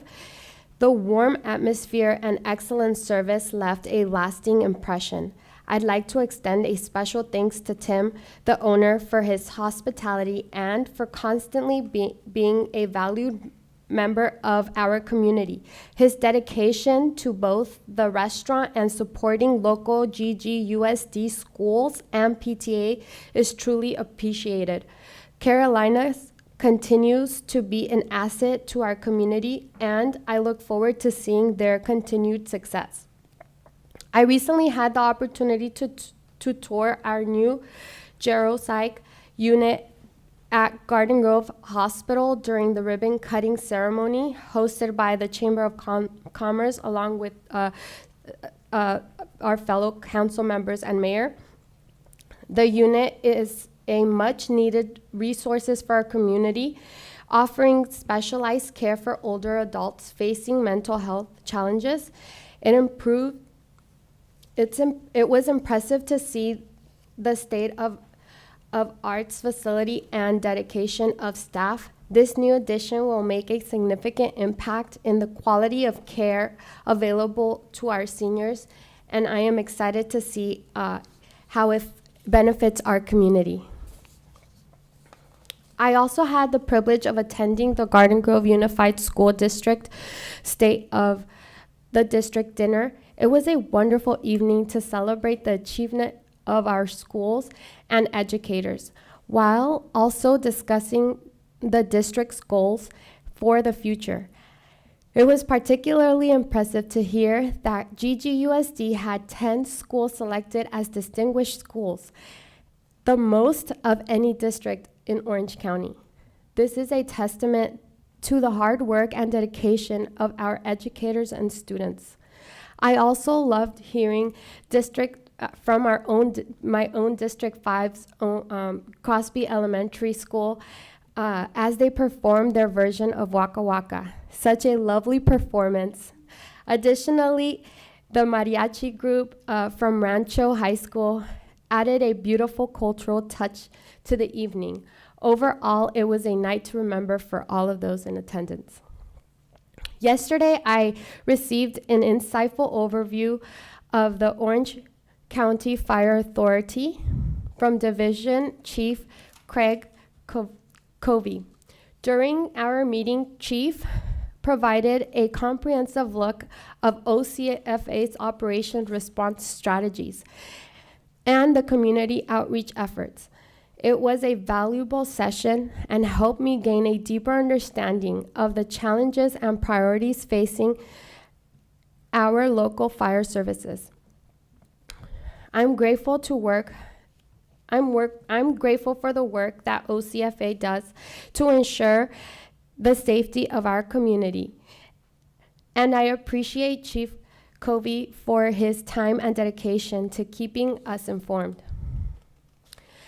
I want to share a concern that was brought to me by a group of residents in District 5. This is regarding an alcohol advertisement in the form of a mural that is in close proximity to several youth center locations in our community. This mural is on the wall adjacent to 12062 West Street, and the business is named Highland Liquor No. 2. It is located just 450 feet from Crosby Elementary, and it is right next to Garden Grove Pony baseball fields, giving a high concentration of young people in the area. The visibility of alcohol marketing here is particularly troubling. I want to ask our attorney or staff, is there any ordinance in our city that prohibits alcoholic advertisements in close proximity of schools, youth centers, such as a Little League? I am not aware that we have those regulations currently in our code, and I would have to research to see if those would be available for the city to adopt. I would like to direct staff to draft an ordinance and bring it to council for a vote that would restrict alcohol and drug advertising near schools and parks and youth recreational areas, and bring it further to a council meeting. Can I get a second on that from my colleagues? I would actually second that, but I know there's a fine line from like a liquor store just having their sign that they normally have up, as opposed to like what you're talking about, a big mural that kind of glorifies, you know, the thing. But I would be certainly willing to explore that issue with you. Hopefully the city attorney can come up with the proper wording to fit our needs. Yeah, but if the council wants an item to come back and wants staff to work on an ordinance like that, then I think we do need the majority of the council to agree to bring it back. Do we need to take a formal vote then? We have a motion and a second, so. Yes. Can we call for the vote, please? Councilmember Brigham? Yes. Councilmember Nguyen? Yes. Councilmember Tran? Yes. Councilmember Muñetón? Yes. Councilmember Aristegui? Yep. Mayor Pro Tem Dovin? And Mayor Klopfenstein. Yes. Motion received, 6 yes votes, with Mayor Pro Tem Dovin abstaining. If I may, briefly, so the mural itself is on private property, is that correct? It's on I've seen it. So it's on the side of the Highland building facing the street. So is that a conversation that has to be had with that business owner perhaps to say, it's great to have a mural there, but maybe the subject matter is inappropriate for the location, considering we have so much youth in that area. You have First Yeah, Amendment issues too, right? Right, we do have First Amendment issues, which is why, Right. I would need to, research whether it's even possible, constitutional, Mhm. to bring back the ordinance. But if it is, I would bring back the ordinance. I just wouldn't be able to do it at the next meeting.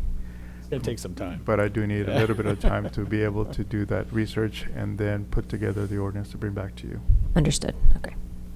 But the more quick way to do it would be maybe to have the city send a letter asking them to adjust the mural so it's not, that way you're requesting voluntary compliance. You're not directing them to do anything, and maybe as a good business owner, community owner, he'll want to abide. That's sometimes the best way to handle it. Thank you.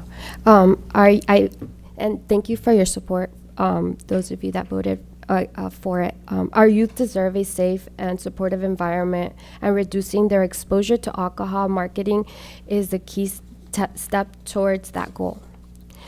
Lastly, I recently hosted my first meet and greet event, where we had over 20 community members in attendance. It was a great chance to hear directly from residents about the issues that matter most to them, including safety, traffic concerns, and park improvements. I appreciate everyone who attended and shared their thoughts.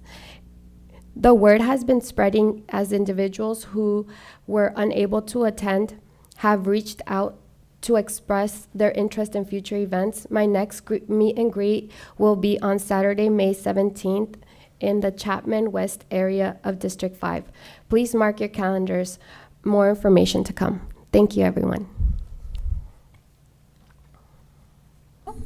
It is my turn. Hello, everyone. First and foremost, I want to make sure that we congratulate the Santiago High School basketball team on such an impressive victory. I believe Councilmember Muñetón and I were both there when they arrived from their victory. We got the opportunity to cheer them on as they were leaving the bus, and everyone was just so proud and so ecstatic for them.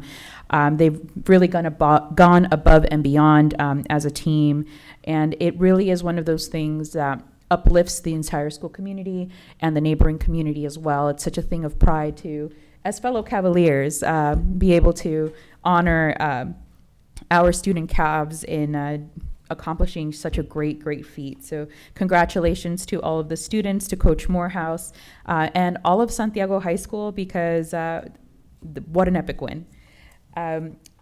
Recently, I had the opportunity to visit Buena Clinton and also attend the Buena Clinton Family Night. Buena Clinton Resource Center hosts family nights throughout the year.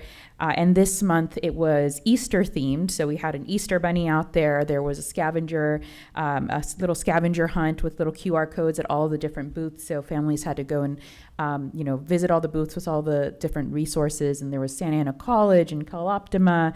Our code enforcement department was there as well.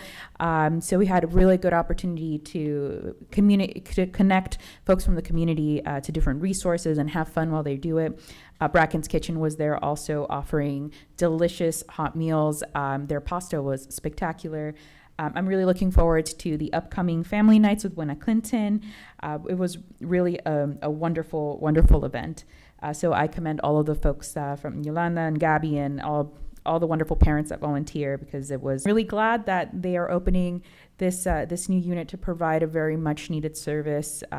Seniors have been a big topic of conversation recently, and making sure that we are catering to that very important part of our community, especially as our senior community is continuing to grow, I think is very important. I'm really glad that Garden Grove Hospital has decided to provide even more services, especially in the mental health field, for that very important part of our community.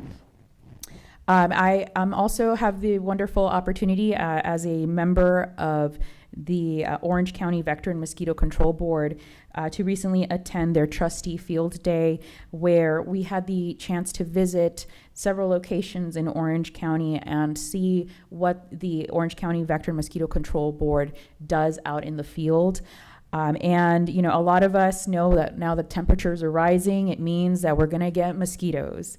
And I want you guys to know that the $10 that you guys all pitch in towards the Orange County Mosquito and Vector Control Board, it's all being put to really great use. They are working really, really hard out there to make sure that we're controlling those populations and making sure that people aren't getting sick. That's a very big concern for us, right?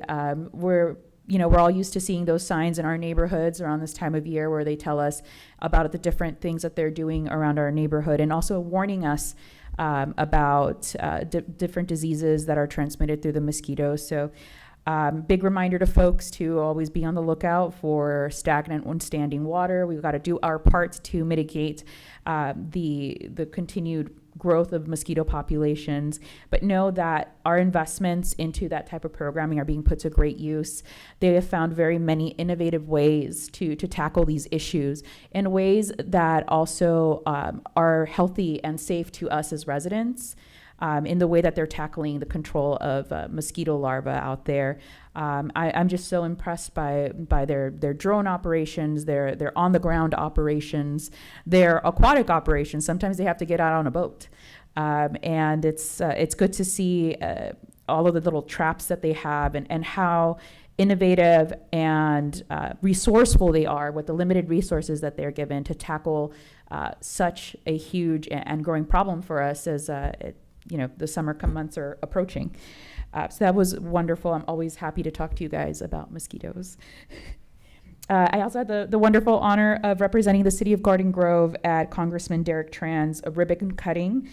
Congressman Tran represents California's 45th congressional district, and they opened their brand new offices in the city of Cypress, specifically 6803 International Avenue, Suite 100.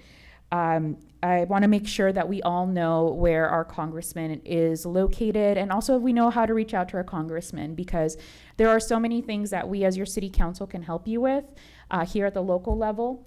But we do have folks out there that are advocating for us in different levels, and if you have issues that can only be tackled by a member of Congress, you can always call 714-960-6483 and reach out to Congressman Tran's office. And hopefully we'll have a good caseworker there that's going to help you guys address the questions that you might need and the needs that you might have. So know that they are there as a resource. They're up and running and they're open. So go give them a visit or send them a nice letter. Some upcoming events that we have in District 6, we have our April 12th compost giveaway. It's the last compost giveaway of the year, and this is operated by our wonderful Public Works Department. So on April 12th, between 8 a.m. and 12 p.m., you guys can go and pick up some bags of compost from the Public Works yard and go, gussy up your garden or your vegetable beds. It is spring, and so go feed all your wonderful plants. We are providing you guys with some organic compost. We also have the Beautify Buena Clinton event on Saturday, April 26th from 9 a.m. to 1 p.m. And our code enforcement department is going to be there. They've been collaborating along with the community for the last several weeks, communicating with them and coordinating on issues like graffiti removal, bulky item disposal. There's going to be a lot of beautifying there, and of course some resources. So make sure to attend the Beautify Buena Clinton event again on Saturday, April 26th. We're all going to be there. Myself, our wonderful code enforcement team, Public Works. I hope Councilmember Muñetón will be there. Yeah, Councilmember Muñetón will be there. So join us. It's going to be a great time. And that's it for me. Thank you. Before I make my comments, I'm going to briefly turn it back to Councilwoman Tran. She has one more thing she wanted to mention. Yes, sorry. Earlier we talked about the Geo Garden Grove Hospital ribbon cutting. As a board member there, I just want to say really quick thing. So congratulations to Garden Grove Hospital, because at the ribbon cutting there were so many different local health group was there, and they all said that this is something that needed for our community. And so just want to say congrats on that, and looking forward to see more of the community support from the hospital to the resident in Garden Grove. Last but not least, I attend the Garden Grove High School track and field contest and polo water contest. During that time, I met a couple of students, and some of them that was winner or got the trophy in the middle, and I told them that I'm gonna make the shout out. So I just want to shout out to you guys, and congrats for the job well done. That's it. Thank you, Councilwoman. This evening, we had our topping out ceremony for our Civic Center revitalization project. We had the council there. Lisa Kim, our city manager, was our MC and gave some comments, and as well as Edgemore Clark Construction, our chief of police, and myself.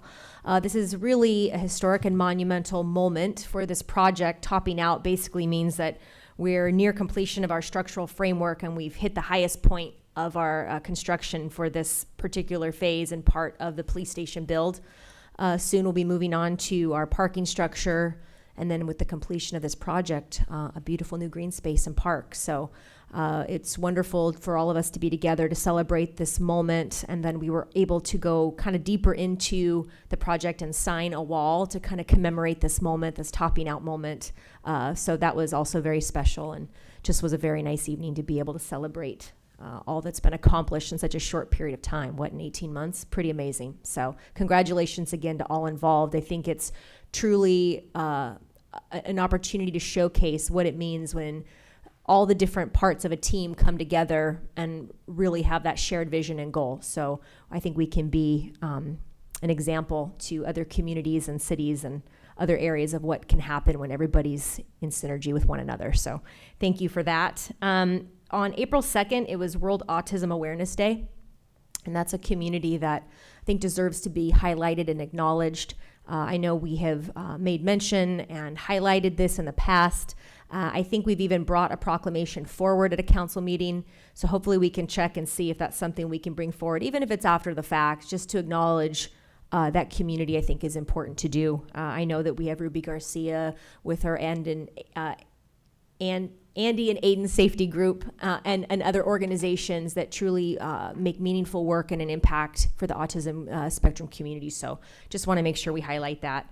And then a few other quick things. Excavation is the 19th. We're not going to meet before that event, and that is a wonderful event happening at Atlantis Park on the 19th from 1 to 4. If you have little ones, it is so fun to take them out and hunt for Easter eggs and enjoy the different activities at Atlantis Park. So please grab tickets if you haven't already. And finally, we won't be meeting again before Easter, so happy Easter to our Garden Grove community. Thank you. City Manager Lisa Kim, anything? Thank you, Madam Mayor, members of the City Council. I appreciate the feedback on delving into the Chapman-Gilbert fencing opportunity a little bit further. We are in the process of our budget process with all the departments, and so those are being discussed right now. I will definitely sit down with Public Works Director Bill Murray and Patricia Song to see if we can advance that a little sooner. But in the meantime, just to advise the council, it is being discussed right now. Thank you. Thank you. Thank you. City Attorney Sandoval? We do have 2 closed session items on the agenda that's posted, so once we complete this portion of the agenda, if we can adjourn to closed session, that would be greatly appreciated. Thank you. All right, then that's what we will do. We will adjourn to closed session. Thank you. I'm gonna find more eggs in you.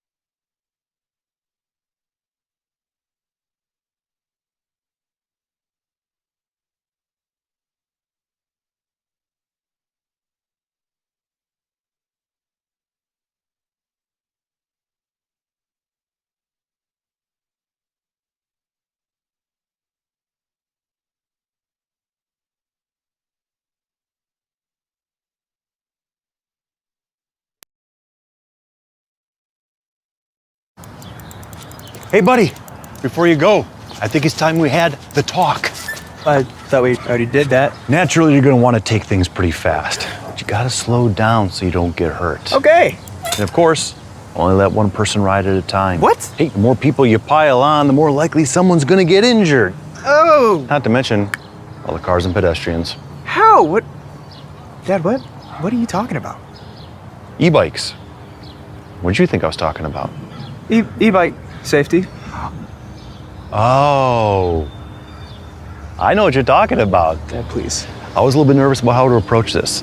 Please. But now that I know the floodgates have opened, Please. I'm swimming right in. Ah! Donna, he wants to talk about it. You're kidding! I know.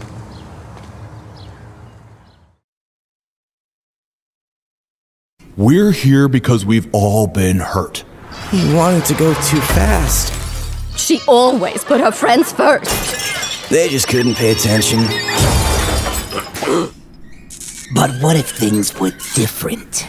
Imagine a society run by e-bikes where safety was law, and me as your leader. Oh, we'll bow before... Carl. Did I do it again? Protect our e-bikes. And people. I was just a kid when I got my first taste of speed. I wanted to say no, but he twisted my arm. Every day we'd go faster and faster, chasing new high speeds, until we hit rock bottom. So tragic. Been there. How'd it happen? We hit a rock at the bottom of a hill. Oh. Ow. Protect our e-bikes and people.